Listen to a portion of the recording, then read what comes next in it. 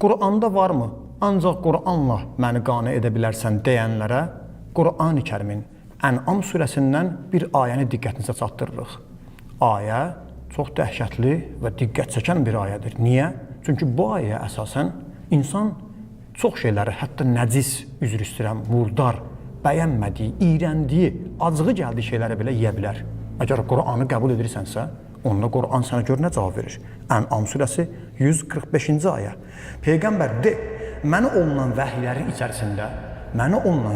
içərisində yemək istəyən şəxsə murdar olduqları üçün ölü heyvan 1, 2, tökülmüş qan, 3, donuz ətindən, 4, yaxud itaətsizlik üzündən Allahdan başqasının adı çəkilərək kəsilmiş heyvandan başqa bir haram yemək tapmır. Ərəbcəsinə baxa bilərsiniz. Açıq-aşkar ayə deyir ki, mənə nazil olandır. Haram olanlar bunlardır. Məytətən, dəmən məsfuhən, ləhmə xinziri donuz əti bilirsiniz. Yaxud da ki, fisqən uhillə li qeyrillahi bih ayənin axırına qədər oxuya bilərsiniz. İndi kimsə bu ayəni mən ancaq Qurandan cavab istəyirəm desə, bu ayəni qoyun onun qabağına, soruşun. Bu ayə əsasən bizim çox nəcis bildiyimiz, iyrəndiyimiz, bəyənmədiyimiz heyvanları belə biz yeyə bilərik. Daha mən bəzilərinin adını çəkmirəm.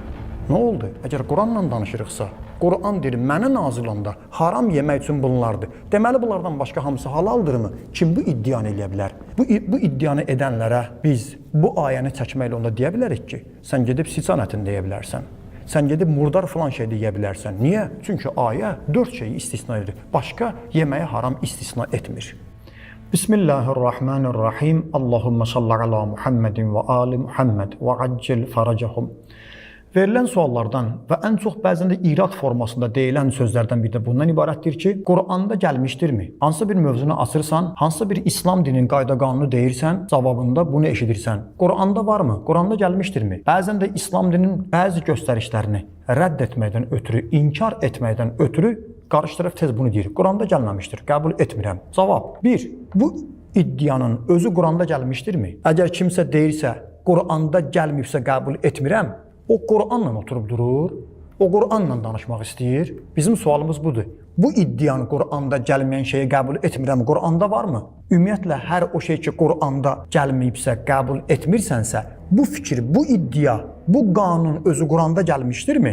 Danışanda deyirsiniz ki, Quranda yoxdur, qəbul etmirəm. Quranda yoxdursa, niyə qəbul etmirsən? Bunun özünə Qurandan dəlilin varmı?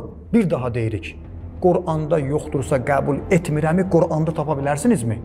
Qurandan dəlil gətirin. Necə bizdən istəmirsiniz? Biz də sizdən tələb edib istəyirik. Bu iddianız ki var, Quranda gəlmişdir ya yox.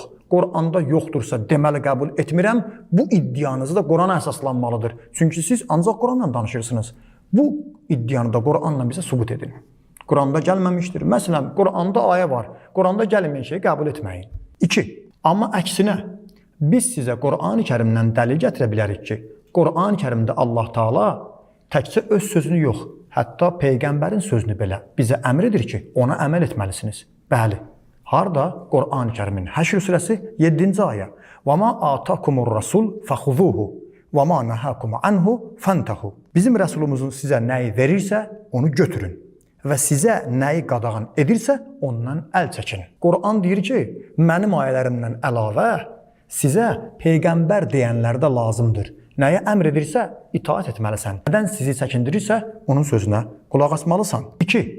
Quran-ı Kərimdə Nəhl surəsi 43-cü ayə. Allah Teala buyurur, bilmədiklərinizi elm əhlindən soruşun. Quran bizə əmr edir.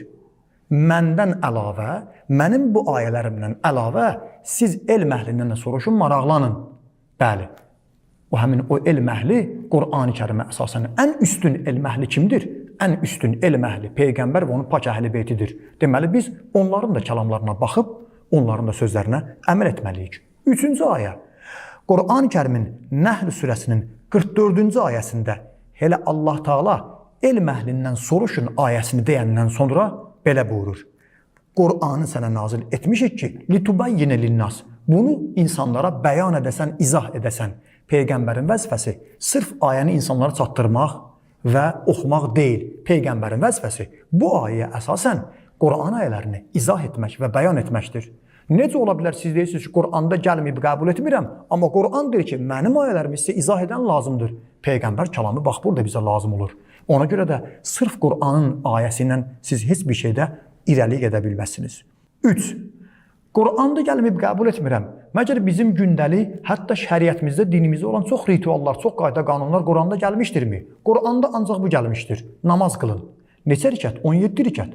Bəlkə biri sübh namazını 2 yox, çox qılmaq istəyir. Onda necə? Bir nəfər namazda 1 rükətdə 1 ruku yox, 2 səcdə yox, 3 səcdə eləmək istəyir. Rukunu da 2 səzdəni də eləmək istəyir. Quranda harda gəlmişdir? Quran deyir, həccə gedin. Quran deyir, Allah evini təvaf edin. Amma Allah evini mən neçə dövrə vurmalıyam? 7 dövrə. Bütün müsəlmanlar bunu eləyir. Məzhəbindən, təriqətindən asılı olmayaraq. Harda yazılmışdır Quranda Allahın evini 7 dövrə vurmalısan? Namaz neçə rükətdir? Ruku 1, səcdə 2-dir. Bunlar Quranda gəlmişdirmi? Xeyr. 3. Əgər Quranda hər şey gəlsəydi, bir insafınız olsun, fikirləşin. İndi Qur'an-ı Kərim nə boyda olmalıydı? Onu heç oxuyan da tapılmazdı.